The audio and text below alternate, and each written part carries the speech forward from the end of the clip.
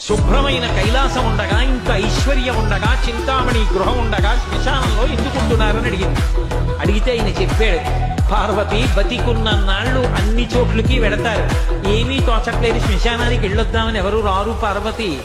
నేనంతవాణ్ణంటాడు, పొడుగ్గా ఉన్నానంటాడు, చల్లగా ఉన్నానంటాడు, పండితుండంటాడు, పద్యాలు నాకు నోటికొచ్చంటాడు, ఉపన్యాసం చెప్పగలనంటాడు, నాకు పాటలొచ్చంటాడు, నేను నాట్యం చేస్తానంటాడు, నేను అధికారినంటాడు, నా దగ్గర డబ్బు ఉందంటాడు, నేను పాట పాడగలనంటాడు. ఇన్ని ఉన్నాయనుకున్న వాడిలోంచి ఊపిరి బయటికి వెళ్ళిపోయిన తరువాత వాడిని తీసుకెళ్లి 4 కొత్త కర్రల మీద పడుకోబెట్టి చాప చుట్టి తాడు కట్టి పైన నూలుబట్ట కప్పి తీసుకొచ్చి అన్నీ తీసేసి కర్రల మీద పడుకోబెట్టి కాల్చేస్తుంటే జీవుడు లేచి నిలబడి పుర్రె పగిలిపోయిన తరువాత కన్న కొడుకు కూడా స్నానం చేసి వెళ్ళిపోతుంటే చీకటి పడిపోయాక, అయ్య బాబోయ్ చుట్టూ ఉగ్రభూతాలు, నా వాళ్ళన్న వాళ్ళు లేరు, వీళ్ళని నమ్ముకున్నాను, ఒక్కడు లేడని ఏడుస్తుంటే నేనున్నాను రా అని చెప్పడానికి నేను కూడా లేకపోతే చచ్చిన వాడు 1000 మాటలు చచ్చిపోతారని అక్కడ ఉన్నాను పార్వతి.